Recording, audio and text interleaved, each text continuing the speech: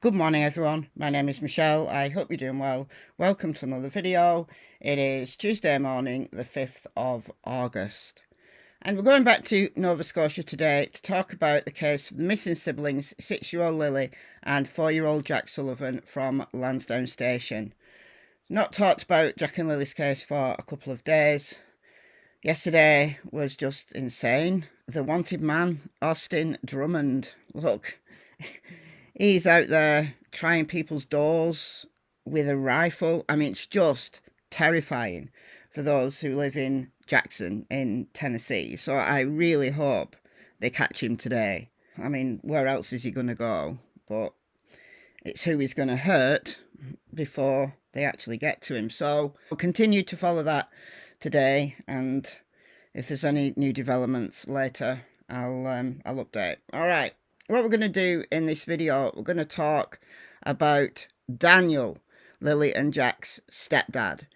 He's been writing essays, I mean, really long messages to Sunny from It's a Crime and Shame. She's spoke to him before, she's talked to Belinda a lot, and Daniel wants to put his side to her, I guess. I guess he's starting to trust her.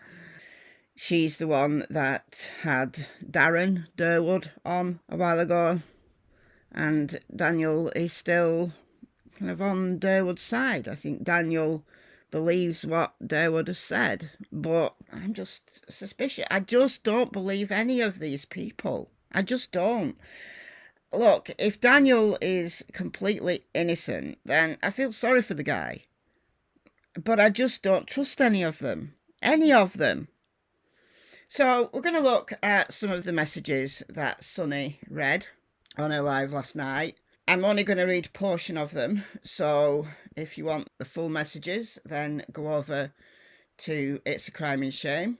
And I'll leave a link to this video in the description box. All right, so hopefully my voice is going to hold up. Let's go.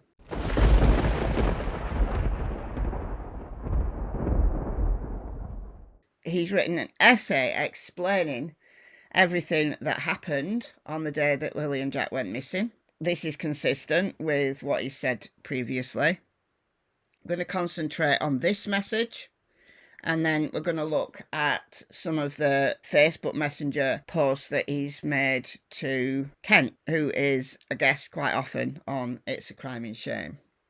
So Kent has been asking him questions about what happened the day before Lily and Jack went missing, so May the 1st. Lily and Jack were reported missing at 10:01. Malaya called 911 on the morning of the 2nd of May. So it's gone 3 months now, and Lily and Jack are nowhere to be seen. No sight, no sound, nothing. So this is Daniel saying he's got to come forward and talk about this even more. So he says, the main reason I decided to push forward with this, because with the information I've received from investigators. Now he says there's things that he can't say that investigators have told him. The blanket information I've received tells me I need to accelerate the word, not because I have any involvement with the blanket, but because of information received. The case lacks clarity when it comes to long-form details. Oh, God. Indeed it does. Indeed it does, Daniel. The small details it lacks, such as behind-the-scenes Amber Alert details or details on the fashionable exit Malaya made, or miscommunication, or information on those 2 pink blankets. I drove Lansdowne Road the morning of the disappearance and never seen the blanket in the tree. I was on full alert. I've never even seen the exact location of the boot print on the pipeline. I've only seen pictures of it at briefings. I have every detail surrounding it, such as the exact boots they had on were purchased and examined for true accuracy assessment. I have all the knowledge on everything surrounding the case from others working on it. That's another reason I didn't display any longer form messages or interviews. I worked to gather a more complete take of the disappearance. I'm sorry to say this too, but it's been 3 hard months. If I don't know, no one will. People will always target me, but I've also given the most to the public on the disappearance. No one can take that away. No one remembers at the end of all my shorter interviews. I always said, if you've got any information, please come forward to the RCMP or local police detachment. I've done that many times. I know local news isn't targeted towards younger audiences, but Sonny, I truly tried to make a difference. I put so much out there and stress levels so high, and yes, there is inconsistencies. There is bound to be. I'm not a robot, I'm human. Yeah, all right. There might be details that you forget, first of all, and then you add them to the story. But look, what he said, what Malaya said, are just at odds to each other. So who do you believe? Let's look at another of these messages, just one more. This one's interesting, and if Daniel is innocent, then I feel sorry for that. I really do. But again, I just don't trust any of them. I did see on the live that you're fair. I appreciate that, I truly do. Think about it like, why would I wait 3 months to try to manipulate you? I've lost everything. All the allegations against me. I have only visitations with Meadow, and my other 2 kids, my ex-wife refuses to let me see them, even though there's a court order in place through the divorce which allows me to take them every second weekend. The reasoning behind my ex-wife's decision is she wants to know what happened to Lilly and Jack. Absolutely, I totally agree with her. Absolutely, 100% I agree with her. I mean, look, he could see them away from the home with supervision. Would she not do that? I mean, look, I think he should be able to see his children, but in a safe way. That's assuming he's innocent, but who knows? Look, this case is so confusing. It's 3 months down the line, and I still don't know. I still do not know. I don't have a number one theory. Sometimes I think Daniel did something, that Daniel lost his rag and something happened. Other times I think Malaya did something. Sometimes I think, well, is what Darewood said true in the broadest sense? Maybe not every single detail. Other times I think maybe they did just get lost in the woods. But it seems now that investigators don't believe that. They're exploring everything. It's a complete turnaround, if that's true, than what they said during the first week. Which makes sense because, maybe new information comes to light and changes their number one theory. Top of that theory, counselling, psychology exam, and randomised drug testing.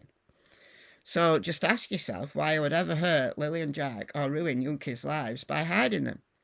Life has taken so many turns. Simply trying to manipulate the world doesn't bring Lilly and Jack home or solve anything. It doesn't take the allegations away. It doesn't restore any of my former life in any way, shape or form.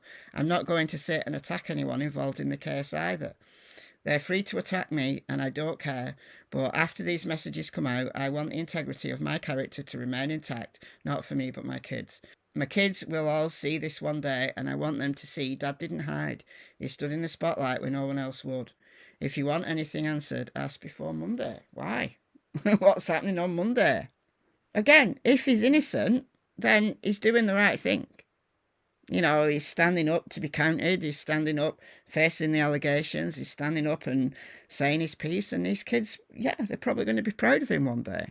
But right here, right now, it's words.